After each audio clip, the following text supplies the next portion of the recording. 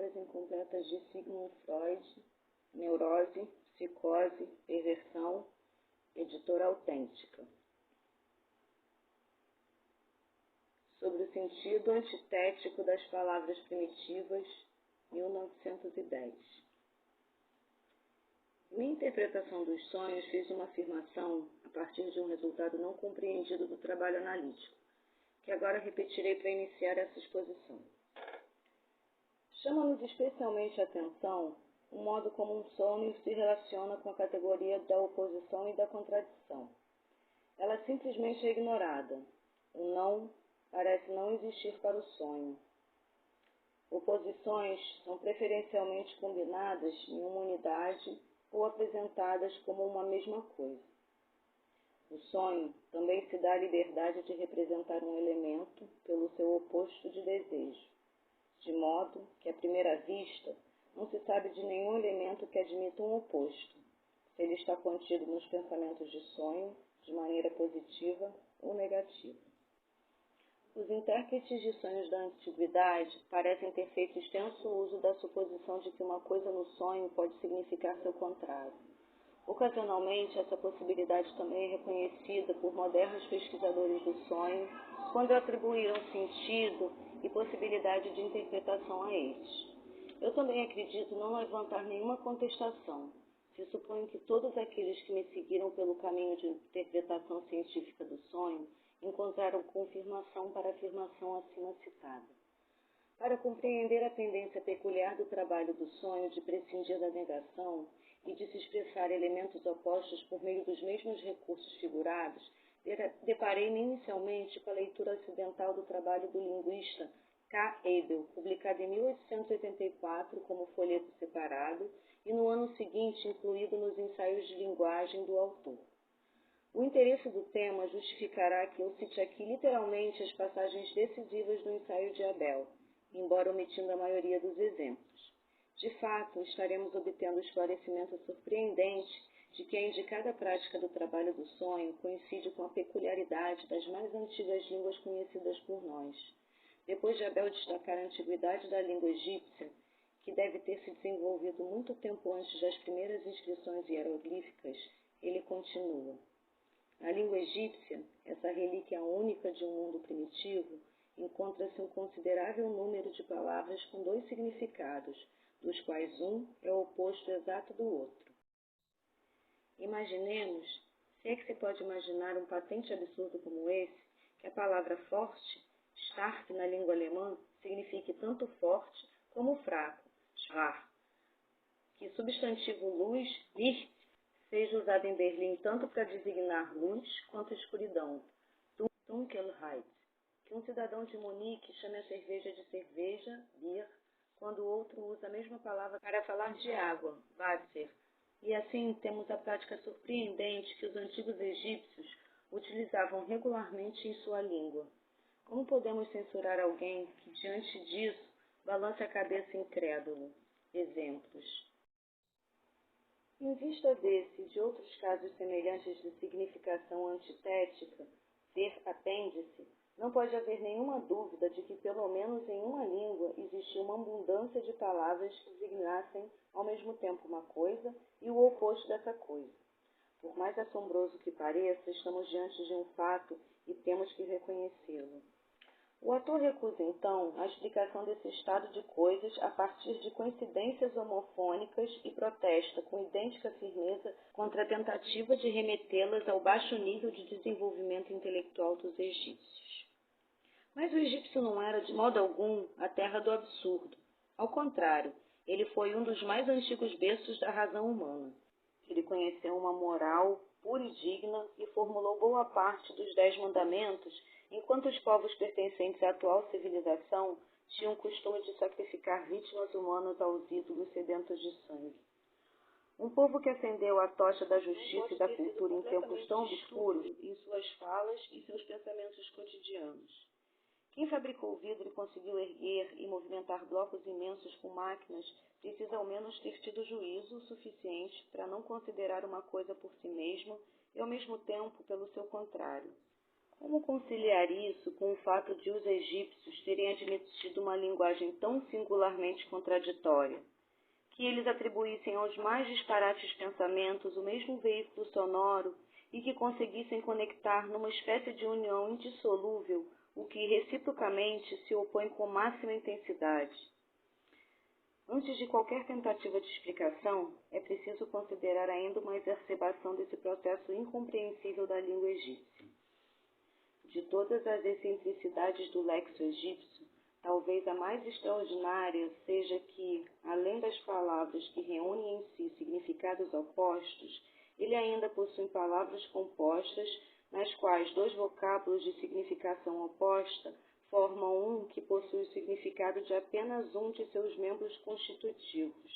Ligar, separar, fora, dentro, que apesar de incluírem em sua composição o que há de mais diverso entre si, significam a primeira apenas jovem, a segunda apenas perto, a terceira apenas ligar, a quarta apenas dentro.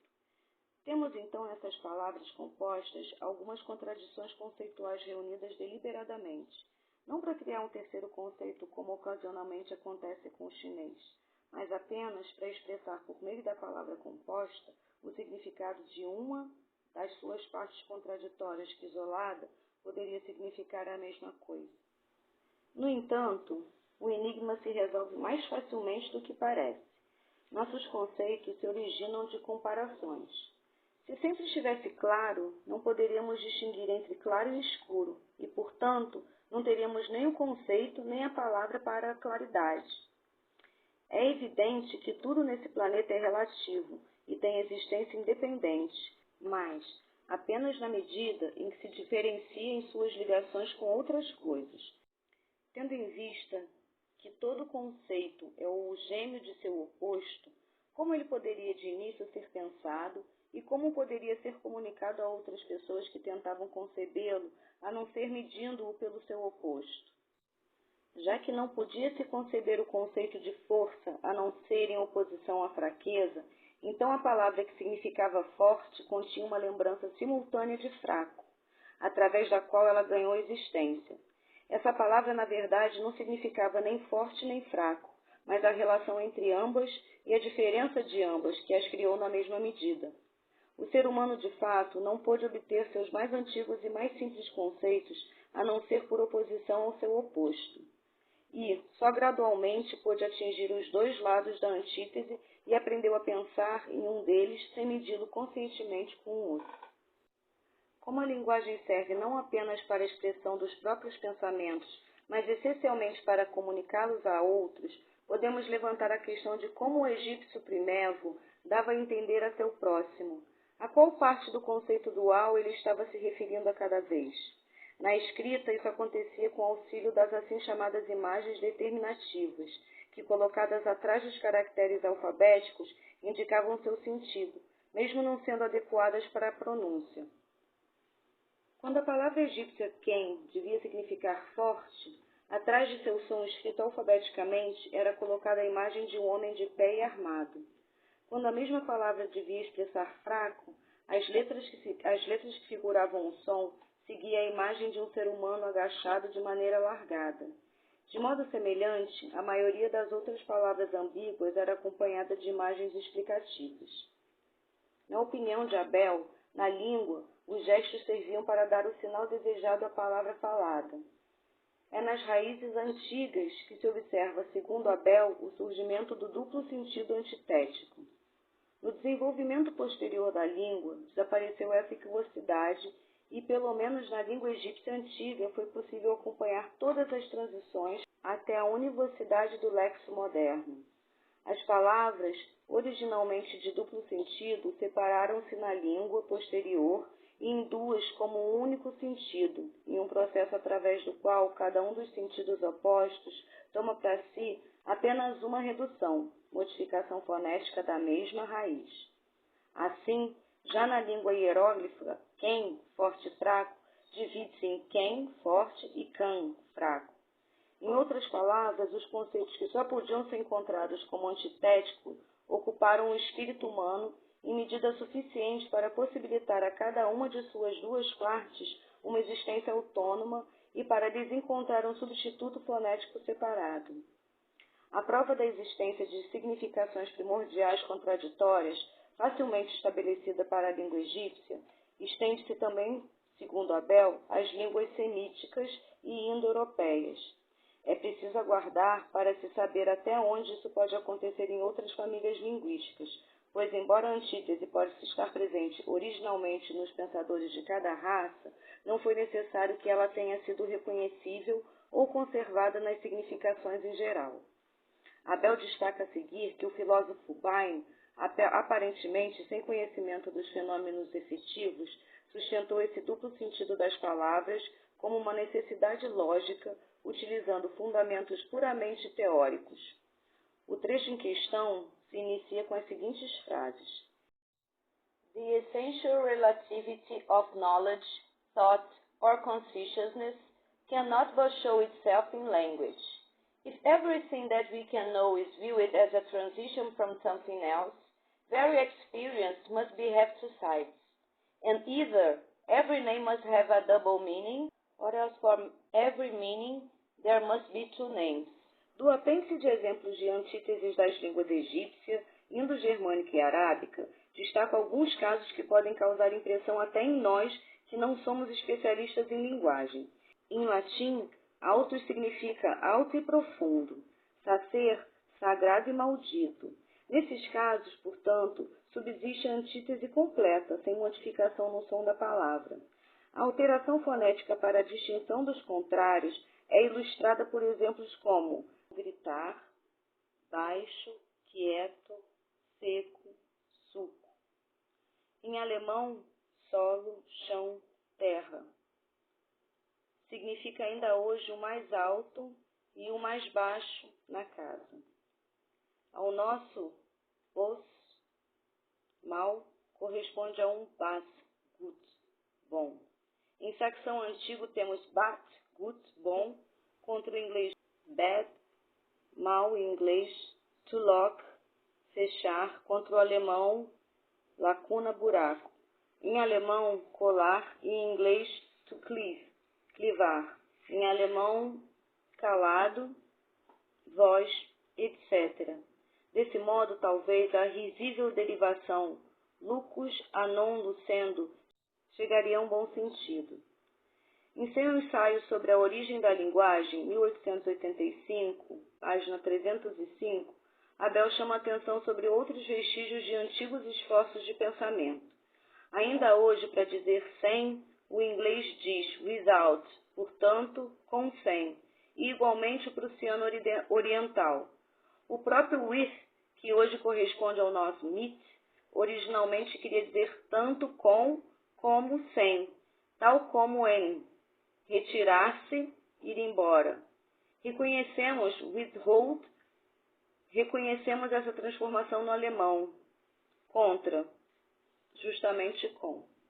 Para a comparação com o trabalho do sonho, tem importância ainda outra peculiaridade altamente singular da língua do Antigo Egito. Em egípcio, as palavras podem, diremos de início, aparentemente, inverter igualmente o som e o sentido. Suponhamos que a palavra alemã gut fosse egípcia. Ela poderia significar também, além de bom, mal, e poderia soar, além de gut, tuk. De tais invenções fonéticas, que são muito numerosas para que se possa explicá-las como ocorrências fortuitas, também é possível trazer numerosos exemplos das línguas arianas e semíticas.